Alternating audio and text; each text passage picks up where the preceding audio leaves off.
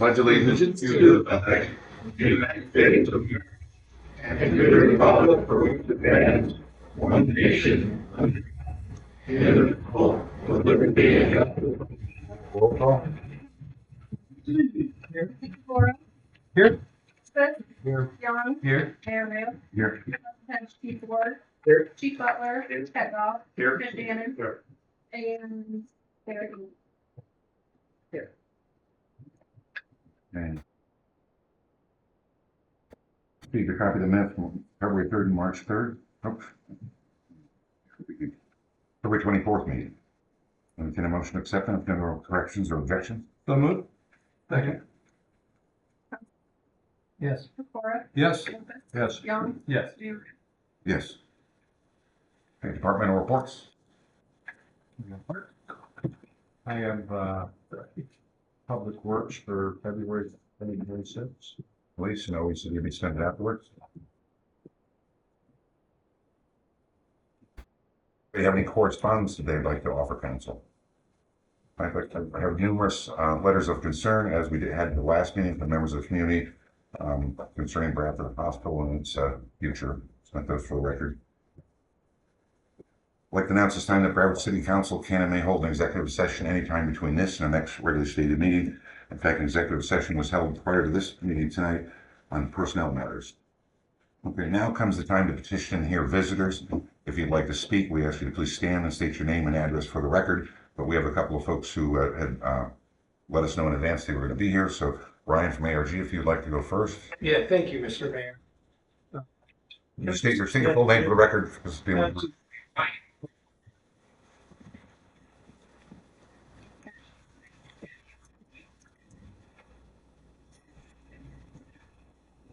Yes, thank you. So again, thank you, Mr. Mayor. I appreciate the opportunity to give the council and citizens a brief update on the fire that occurred at the American Refining Group refinery last Tuesday morning on the 3rd of March at approximately 3:50 a.m. is when the fire started. Before I talk about the incident, I just want to introduce myself again. Ryan Krogmeyer, I'm the president of ARG.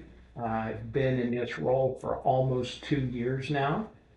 I was born and raised in southeast Iowa, and I love it here in Bradford. My wife and I live out in Bradford Township, off West Washington, and reminds me a lot of home where I grew up. So a great community we have here. We're very lucky. So continuing on with the fire.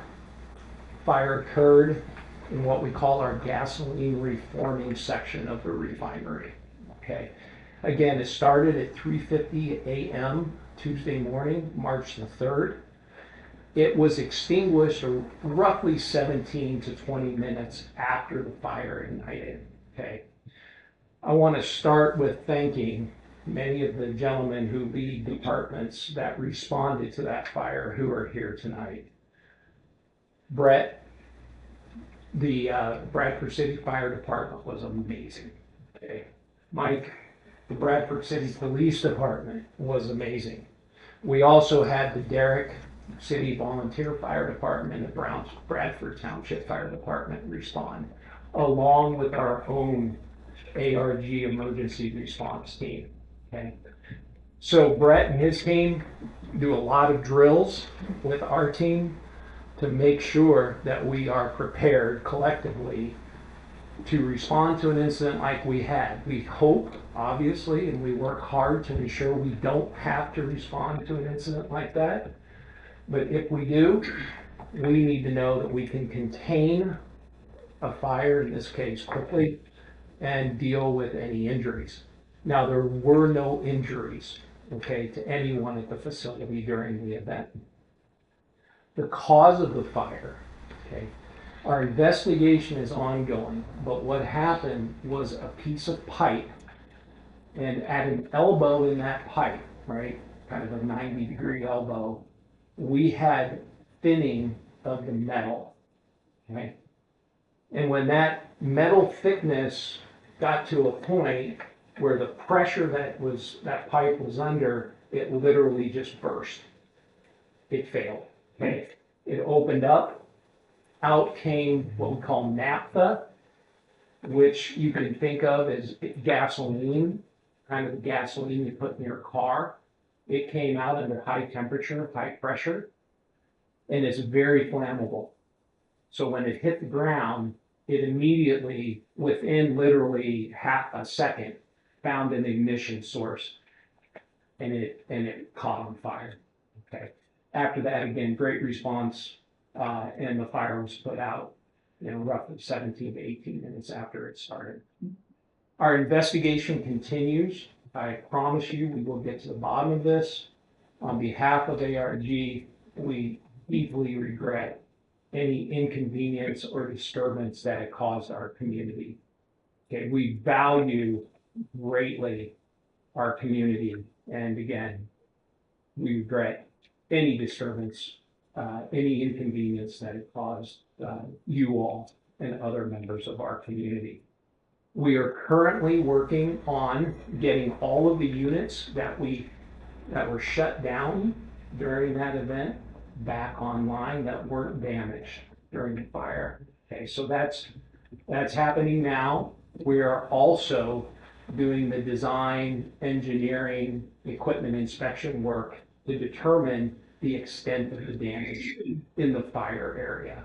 Okay, we will rebuild, and the timetable is a little uncertain at this point because we don't know yet what needs to be replaced in terms of equipment versus what is still fit for service.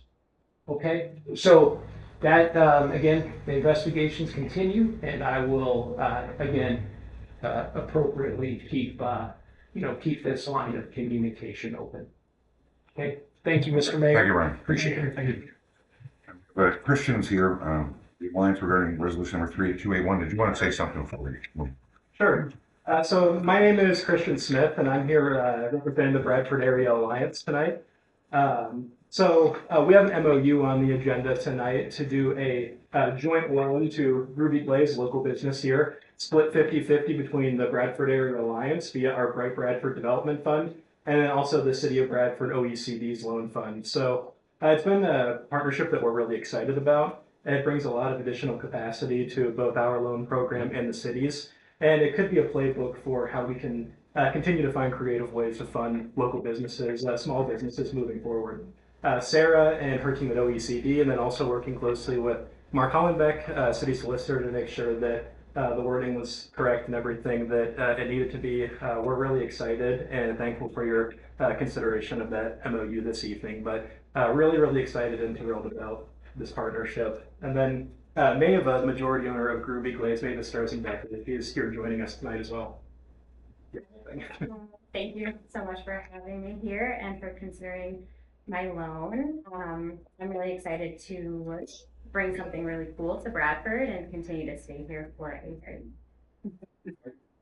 Okay, before we move forward, normally we only offer or allow 20 to 30 minutes for public comment, and we tell people you can have up to 5 minutes to address city council. Obviously, there's a lot of folks here tonight. I'm not sure if all of you want to speak or not. We're going to ask you limit your comments when you're addressing city council to 2 to 3 minutes. We try to get as many people in as we can, just in the interest of fairness. You're welcome to stand up and state your name and address for the record, please, just so when we do the minutes, we know who said what. And you can address council when you're done having whatever you want to say. Members of council may or may not respond. So, that being said, who would like to go first? Okay. I don't think I'm part of this group, so I'll go first. You can have your time. Jim Tingley, Bradford, PA, or Bradford State. For brevity's sake, I prepared a statement. So I would like to address the exchange between Mr. Gall and me at the last council meeting. The public comment section of the agenda is meant for citizens to address the council on topics related to the city of Bradford.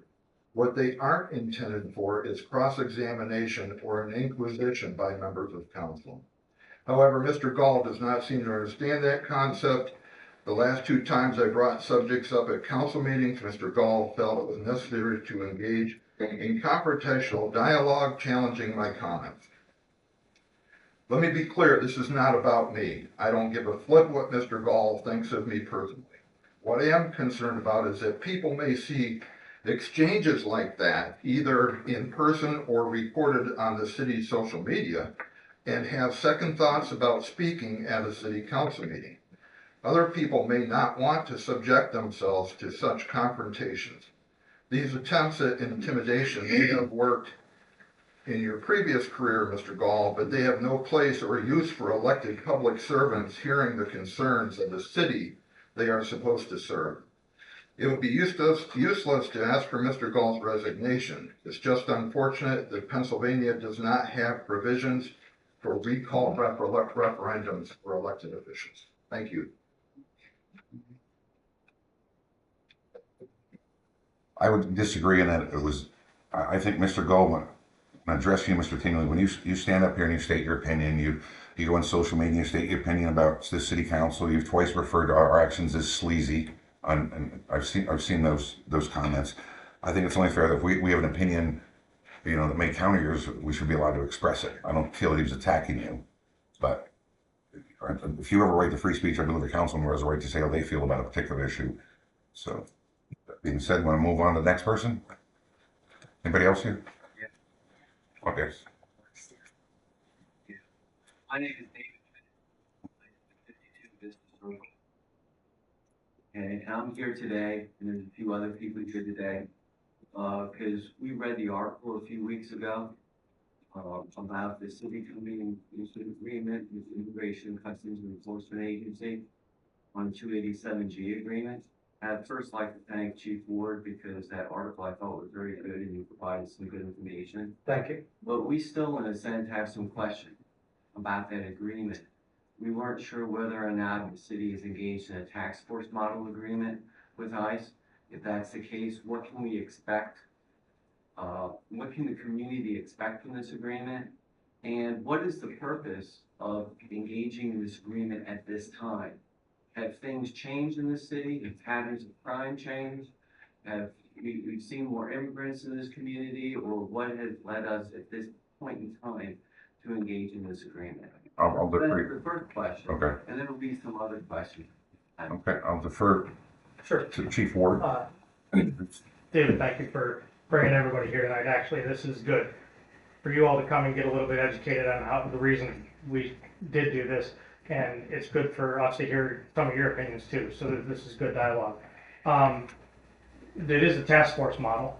And so what that means is that there's 4 officers within the City of Bradford Police Department that will be deputized federally just to handle immigration crimes only. So they can't handle other crimes. So if that officer come in contact with a gun crime, they would have to handle it through the state side, not the federal side. So the federal deputization only gives them powers for immigration status. We're not going to be out setting roadblocks or patrolling specifically for immigration offenses.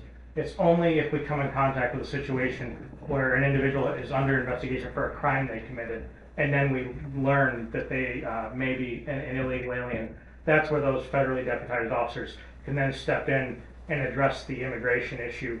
And the advantage, in my opinion, to this is that we can have our local officers who know our local community and know our citizens and our area versus having a team of federal agents come in here. We now have the ability to do some of our own enforcement here, handle these situations, because I just feel like the officers that live here know many of you in this crowd and know our community. We can handle this now that we have these powers. Some of the things that triggered this, though, in the tail end of 24 all the way through 2025, I can't explain why, but there was an increase of contacts of illegal immigrants in the Bradford area. Specifically, what triggered us to find some of the more serious offenses was there was a group of Venezuelans that was targeting the Bradford, Olean, New York, Kane, PA, the Warren area, and just outside of the Warren area. They were targeting ATMs. It's a scheme called jackpotting. And they actually have figured out a way to pull up to an ATM and plug into it. And they're spitting out in some areas, and I encourage you to research this online. In some areas, they're getting $30,000, $60,000, $90,000 at a time out of an ATM machine. That actually happened twice here in Bradford, where attempts were made on a certain bank here in Bradford.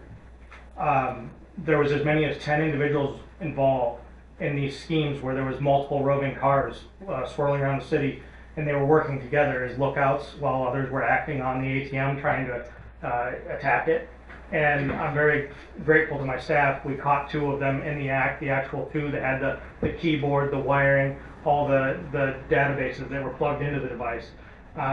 So when we arrested those 2 for the crime they were committing, we then learned that they were from the country of Venezuela. They were illegal status. They entered, they crossed without the proper crossing and didn't have credentials to be here.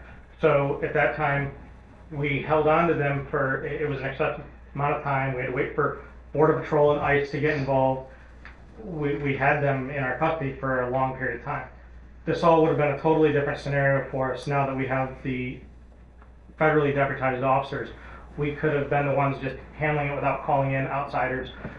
Yes, we would have dealt with that immigration crime the same as them, but we could have done the transport to a facility out of the area. But I will tell you that this was a conspiracy scheme that this group is doing. It's countrywide, actually, but unfortunately, small Bradford, PA was a victim of it. And we only caught 2 out of about 10 that we know were doing it, and luckily they haven't been back since. But that was one of the things that triggered us into realizing there's an issue here that's coming as far into rural America as, this is a small area, and here we were facing that challenge. We've also had some assaults that were rather serious that involved illegal immigrants that we had to deal with as well. So in all, I would say that we had somewhere between 10 to 15 contacts of illegal immigrants over 2025, and that is a spike compared to other years. So it's not a large scale. It's not some, but the ones we've seen have been significant. And as police chief and my officers, it's our job to ensure everybody's safety. We were seeing crimes committed by illegal immigrants.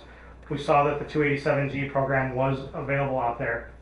There is policies and procedures, and I would be willing to share those with you, that protect also the illegal immigrants from prolonged detentions. It also is stressing that we're only able to encounter them if it's a crime investigation. We're not, if one of them was to come to us with a crime, they're a victim of a crime, it's not our goal to take them and take them away to a detention center. It's if they've committed a crime and then yes, we're gonna look into that status, of course, that's our job. But as chief of police and my officers, it's our duty to keep everyone here safe. And that was our goal. We feel that the program is in line with that. That we've ensured that there is federal policies that guide that program, but we've now adapted our City of Bradford policy to align with that too. And again, I would share that with anybody, and you would see these policies do ensure the safety of those we're dealing with as well. We're not out targeting neighborhoods or specific groups. I would never allow that. And so that's why I say it's good for you all to come here and get a little educated as why we did support it, and I also appreciate your views too. So I don't know, did I answer your first series of questions? Yeah. Okay, I could go on and on, I'm sorry. But Dan want to ask? Yeah, we have a series of about 7 or 8 questions. Okay, if I'm that's ready all for right them. with everyone. So, thank you very much for Yeah. what you did with the banks. Yes. Identify yourself. My name is Ann Newcomb, ANN, NEWCOMBE. Ryan, you don't have to stay if you want to go. If you got someplace better to be, you're welcome. I'm finding this fascinating. So everyone, see for you.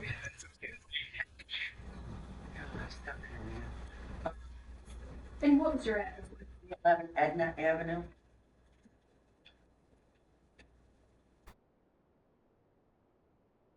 So, you said that you will not be, well, let's just start with this. What's the financial compensation for the department and the city by signing a 287G? So, Task force model? up to $7,500 per officer. So there was 4 officers that signed up, and they can purchase up to $7,500 in equipment. So maybe a laptop or certain equipment to go with, to be able to run in certain databases and stuff like that. to be able to check on someone's stats. So 7,500 per officer, up to. It doesn't mean we're gonna spend that, but that would be the reimbursement. The city would purchase items up front, and then I would submit a reimbursement to the federal government. That's They- per officer? Yeah, and that's per officer. They are saying that they would pay up to 100,000 for a vehicle that's fully upfitted. Now, that's higher than what the average cost of the vehicle is, so I don't expect that type of money would be spent. But that's what the program offers, is up to 100,000 reimbursement. And again, the city would purchase up front, then we would submit a reimbursement invoice to the federal government and expect payment back. Now, we're not to that point at all. As a matter of fact, we've only just completed the initial training, so the officers are just now receiving credentials. We're not at the point that we're taking any action whatsoever. We're in the process of going through the correct trainings.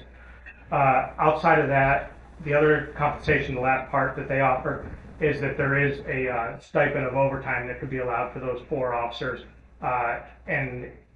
But again, we're just starting this, so we haven't even entered into any reimbursements yet or spent any money yet. But there's no like upfront money given to the city for entering into this or anything like that. Okay, did you modify the 287G agreement at all? No, I did not. I took the one that came right from Right, ICE. okay, It's a pre-established agreement right, that I believe every 287 organization would utilize. The only thing I created at all was a Bradford City policy to be modeled and paired with that, so that it was in line with that agreement. It kind of has some of the same language back and forth, so that our policy is to follow that policy. okay. What about salary and benefits reimbursed per trained officer? It's, again, the reimbursements I just gave you were the only ones, the equipment benefits, a little bit of overtime, if needed, and that's only if needed, in that vehicle. I would believe, and I'm just learning this myself, because I'm waiting now for an ICE representative to come down and train me, even as the chief and liaison, on how to do these reimbursements. But it's likely that that reimbursement cost would include like the health and medical costs on top of the normal pay. I believe that is a recoverable item.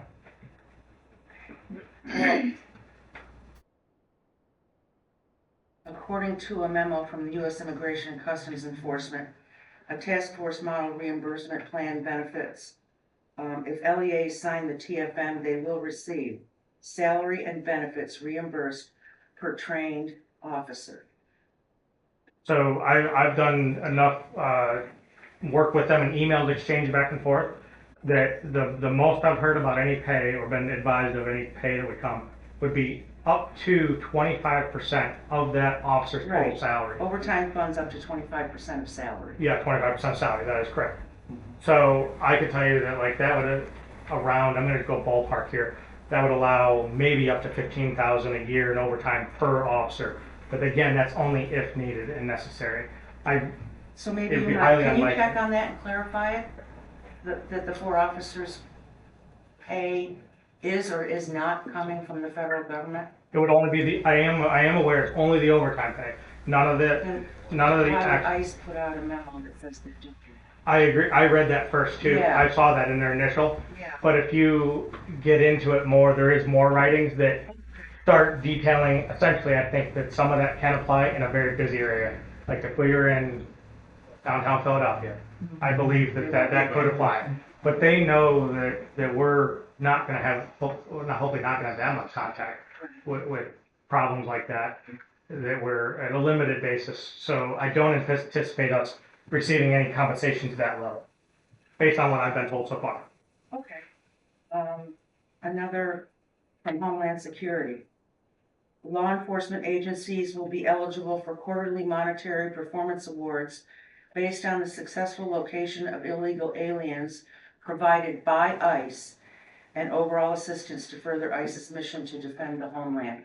Can you What? talk a little bit about, starting October 1st, 2025, can you talk a little bit about the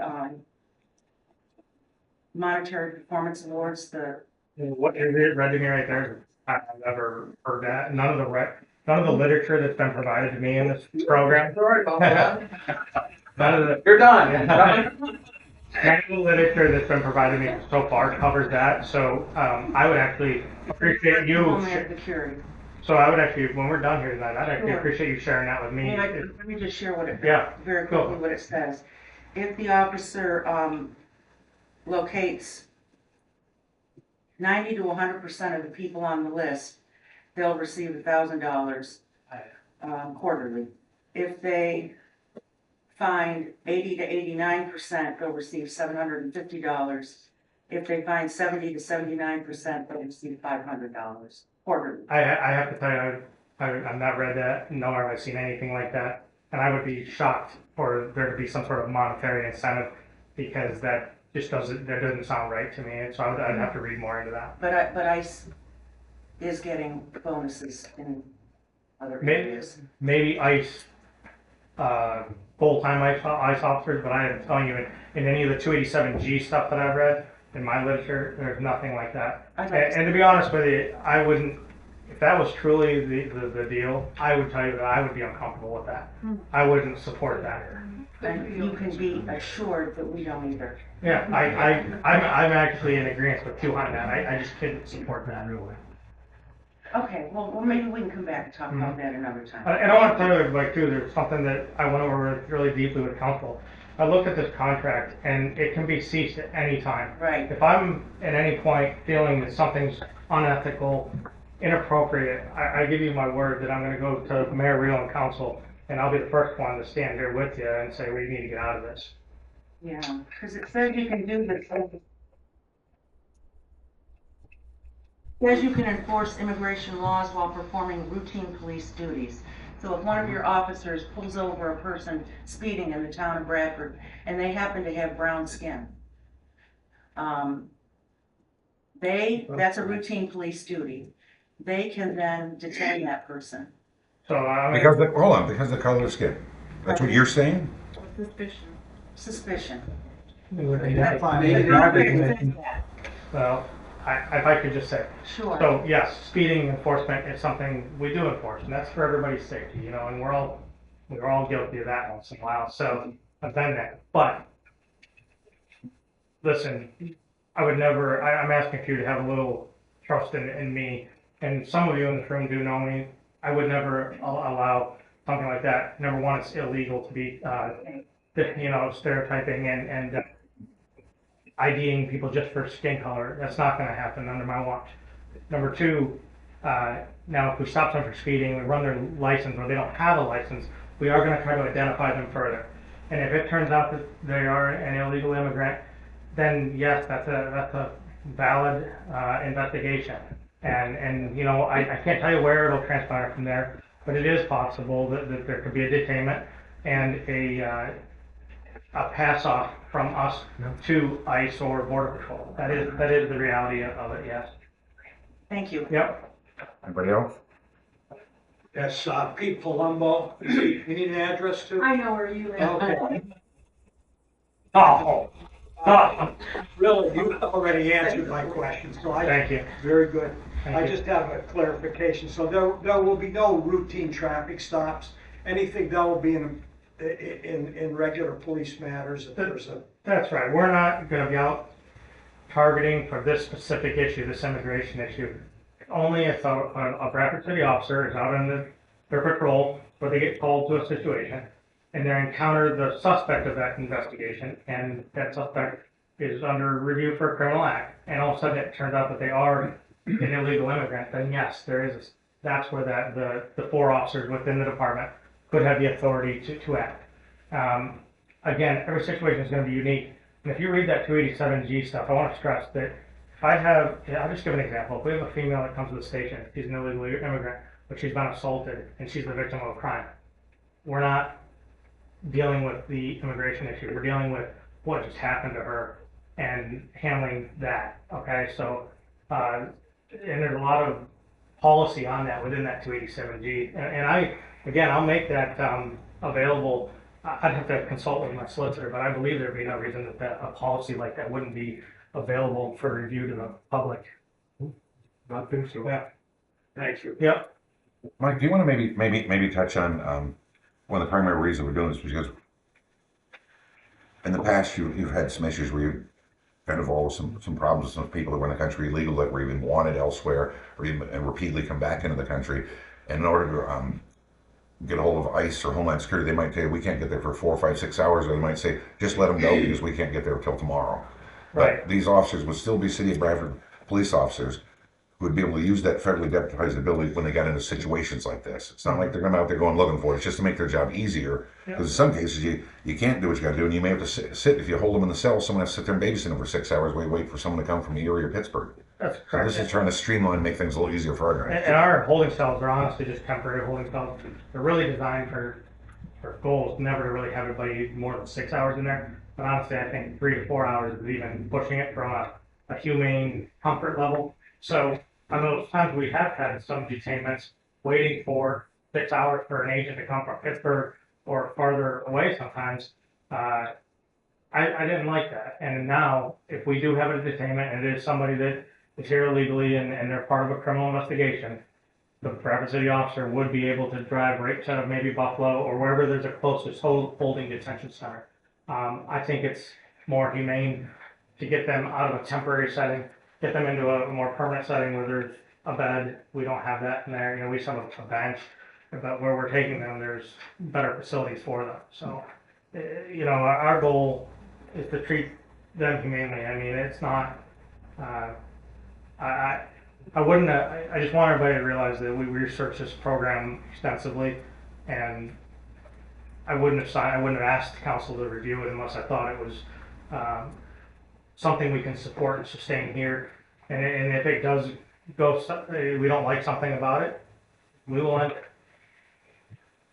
Anybody else want to? I'm Fred Fleischer from 1001 South Avenue, Custer City.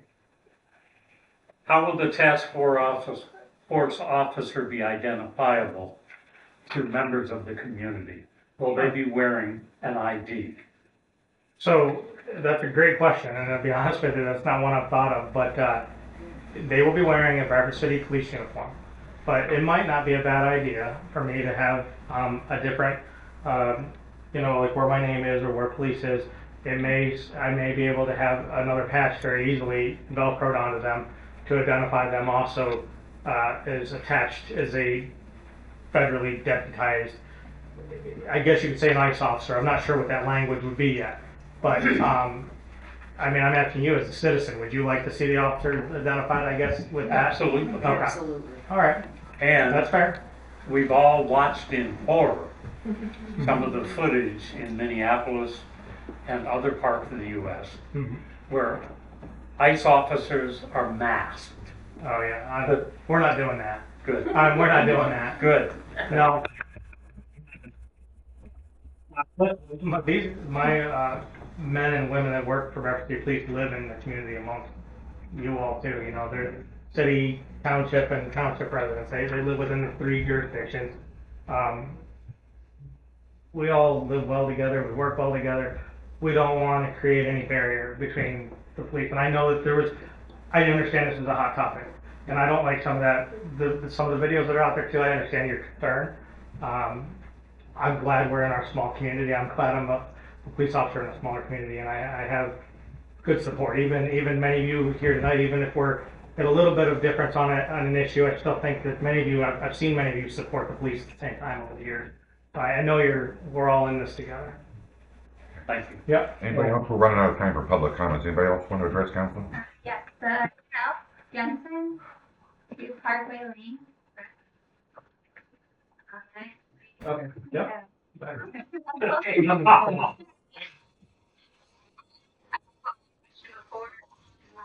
Question. I can always pass on. I do have several questions. When you talked about the $100,000 vehicle and the idea of not, spending all of it, with Fred's question, will that be identifiable as well? The vehicle? Yeah. So, okay, identifiable as far as markings on the vehicle. What you're saying? Okay. At first, I thought you were talking about is that going to be identified when we make that purchase? If we make that purchase, first of all, that'll definitely go through council approval. You'll see it on a council agenda. You'll see where the money was spent and how it was purchased and the reimbursement. But as far as marking the vehicle, I have no problem with that. If that's, quite honestly, if that's what those citizens ask for, then, you know, it can be done. As it, there needs to be a little more discussion about that, you know, because there is a purpose sometimes for an unmarked vehicle. But I'm not saying that this one was gonna be. To be honest with you, we were just going through the training part. We're kind of taking it one step at a time.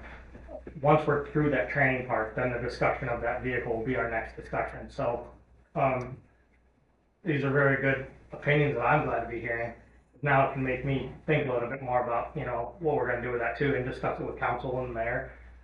You know, it needs to be a collective decision, and the input from our citizens, it weighs a lot on what decisions we make up here. So now for the real question.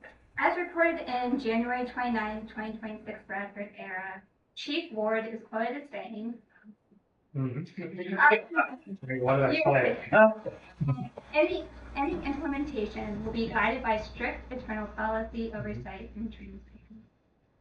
Yes. I'm referring to an article in Reuters that ruled 4,400 times that ICE jailed people illegally, and with detainees filing an additional 20,000 lawsuits. So with these three items in mind, when you talk about having that strict internal policy, oversight, and transparency, what redress will detainees What recourse will they have essentially? redress? What actions will they be able to take? Because this is in regards to if they are illegally. Sure. Well, number one, there is a court process. I mean, if they're detained and taken to a detention facility, there is a court process, just as if someone that isn't an illegal immigrant committed a crime, there's a court process for that. So they would, one, have a judge review their case. The judge should be identifying if the legal process and the policies were also, the law was followed. That's the judge's job. So that's one part, you know, they would be afforded an opportunity to have a hearing. Number two, you know, it's true, just as you said, there's lawsuits there. They have the right to consult with private counsel and potentially file a lawsuit. That is also a recourse for anyone who has police action taken against them, whether it be federal, state, or local. So those are the two that come to my head, you know, but I will tell you, I was just reading the policy again the other day, pretty tight. And boy, it really stresses on there about the not having the extended detainments. Like, there's actually a checklist. You can detain them if this criteria is met, but you can't keep them forever if this criteria is not met. So there's actually like a checklist that the officer dealing with them is going to be able to follow. And I'm going to advise my guys, if there's a gray area, we're not going there. Okay, it's not happening. I don't want to put myself or the city or the officers in jeopardy of a lawsuit. Believe me, it's the last thing we want. You know, we just want to, again, ensure everybody's safety. We unfortunately were addressed with some illegal immigrant crimes that happened in 2025. This program came out, and if we would have had this program back then during that time frame, I feel that we could have handled that situation better last year.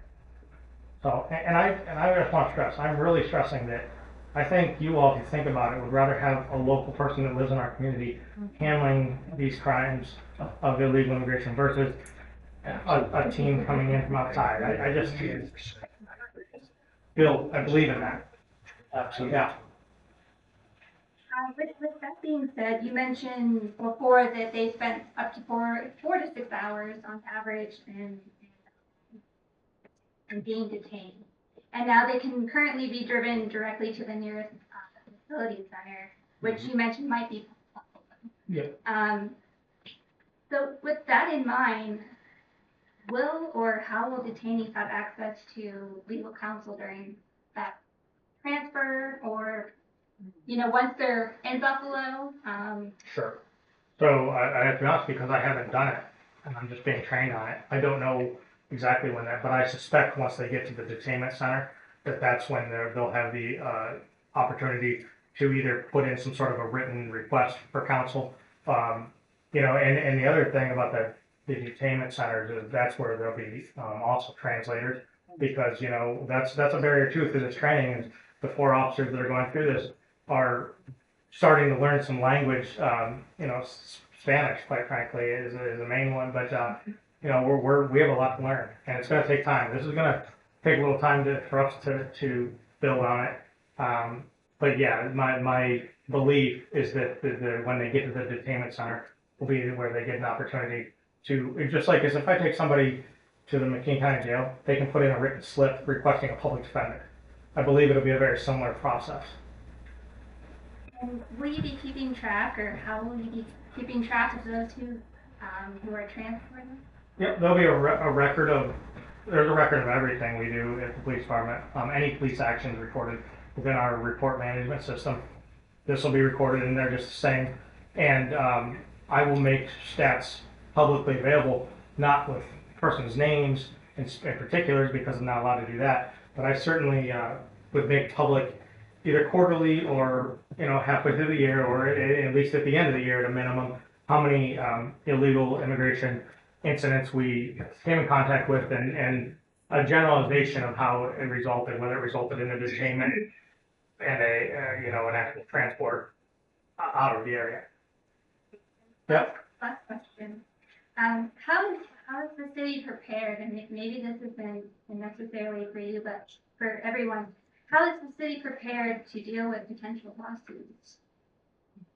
I'll just start and make it refer to him, but I honestly, we always are mindful of situations like that. We try to avoid that, obviously, and that's through training. And that, you know, just goes for any police action. Try to keep the officers trained up on the most current training possible, so that we don't get sued, you know. So following the law, following the city's policy, and ensuring safety. Sometimes in police work, lawsuits do occur. There's no doubt about that. And then at that point, yes, I would take a review of that, but I would be consulting with counsel as a whole, but also primarily my city solicitor. But listen, we're going to take every avenue to avoid that.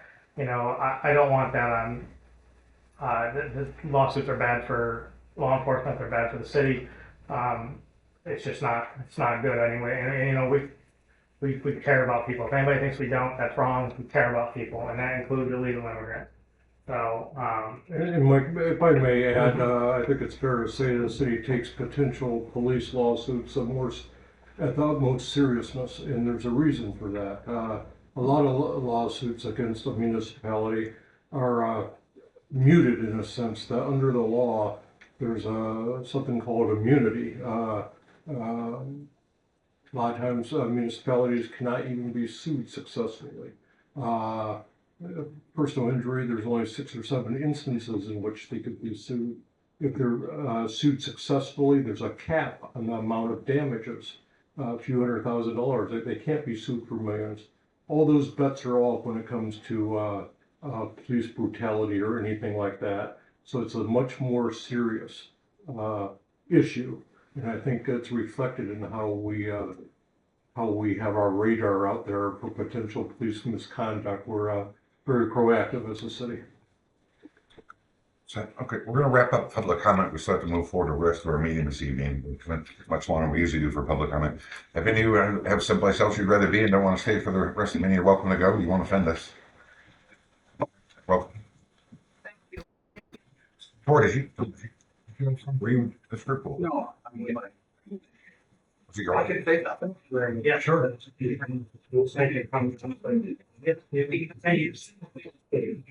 Sorry, if you want to address it about something else, it's fine. No, I mean, it's a piece of property. I just want to make sure it goes through when there's any questions. It's in there. It's in the agenda, I just want to hear that. Yeah. So it should have spoke up again.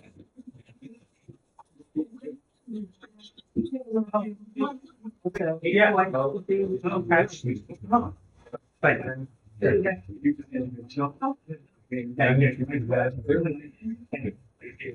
I appreciate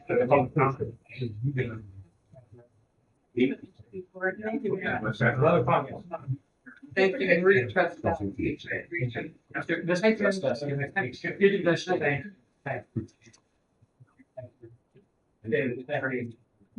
Yeah, and then.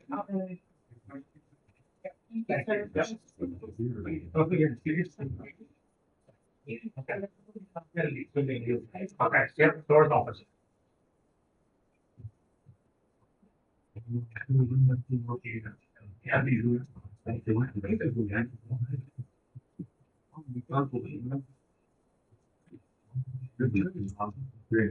Old business and then new business. Number 38270, request permission for Chief Ward to apply for a federal appropriation grant through Congressman Glenn Thompson's office, police. Yes. This? Yes. Yes. Yes. Number 38271, approved subdivision of lands owned by Carrie G. Roslinski located at Holly Avenue, accounts and finance. I'll second. Counselor Scholl, Yes. Cora, Yes. Lopez. Yes. Young. Yes. Yes. Number 38272, approved subdivision of land owned by Daniel G., who is deceased, and Susan C. Hilliard, located east of Birch Street, accounts and finance. Second. Counselor Scholl. Yes. Cora, Yes. Lopez. Yes. Yeah. Mayor. Yes. Number 38273, approved payment to Bradford Fairway Sales and Leasing, accounts and finance. Second. Counselor Scholl, Yes. Cora, Yes. Lopez. Yes. Young. Yes. Mayor. Yes. Number 38274, accept quote and approve payment to Crazy Skates USA Parks. And I'd again like to point out this is a purchase being made from donated monies. Second. Counselor Scholl, Yes. Cora, Yes. Lopez. Yes. Young. Yes. Mayor. Yes. Number 38275, approved payment of facade improvement grant to Jonathan Pingy, OECD. Second. Counselor Yes. Lopez. Yes. Yes. Yes. Number 38276, accept quote and approve payment to Mateflex Parks. And again, this is donated. Second. Counselor Scholl, Yes. Cora, Yes. Lopez. Yes. Young. Yes. Mayor. Yes. Number 38277, authorize the execution of a revised memorandum of understanding between the City of Bradford Police Department and the Bradford Area School District Police. Second? Counselor Scholl, Yes. Yes. Yes. Yes. Yes. Number 38278, approved payment to Barnhart Davis Company, Streets. Second. Counselor Scholl, Yes. Cora, Yes. Lopez. Yes. Young. Yes. Mayor. Yes. Number 38279, authorize a transfer of funds from the general fund account to the capital reserve account, accounts and finance. Second? Counselor Scholl, Yes. Cora, Yes. Lopez. Yes. Yes. Yes. Number 38280, approved payment to McKean County Assessment Office, accounts and finance. Second. Counselor Scholl, Yes. Cora, Yes. Lopez. Yes. Young. Yes. Mayor. Yes. Number 38281, authorize execution of a memorandum of understanding with the Bradford Area Alliance via Bradford Development Fund to set forth an agreement with the OECD to jointly fund and administer an economic development loan to Groovy Glaze LLC, OECD. Second. Counselor Scholl, Yes. Yes. Lopez. Yes. Yes. Yes.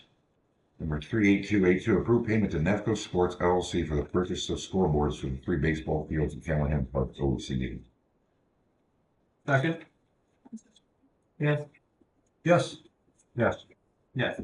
Yes, I note the scoreboards are being paid for with Bradford Bank Revitalization Legacy Funds and CDBG funds, not taxpayer funds. Number 38283, set proposal from E&M Engineers and Surveyors PC to provide design engineering services for the Callahan Park Barcroft Pool House renovations project, OECD. Second. Yes. Yes. Yes. Yes. Yes. Number 38284, exonerate the city treasurer from collecting certain 2026 city property taxes, accounts and finance. Second. Yes. Yes. Lopez. Yes. Young. Yes. Yes. Number 38285, approved payment to Bobcat and Kane, Streets. Second. Counselor Scholl, Yes. Cora, Yes. Lopez. Yes. Young. Yes. Mayor. Yes. Number 38286, authorize the proper officer of the city of Bradford to execute a lease agreement with Twin Tier Rentals Company LLC for space at Robert P. Hepworth Jr. Business Development Center, OECD. Second. Yes. Yes. Yes. Yeah. Yes. Number 38287, approve payment of facade improvement grant to Todd Henard, OECD. Second. Yes. Yes. Yeah. Yes. Number 38228, accept quote and approve payment to the Shed Guy LLC parts and final time donated money. Second. Who's the second? Very yes. Laura? Yes. Yes. Yeah. I'd like to thank you all for coming this evening. There being no further business for city council, I'll entertain a motion to adjourn the meeting. So moved. Second. Yes. Yes. Yeah. That's what I think. Excellent.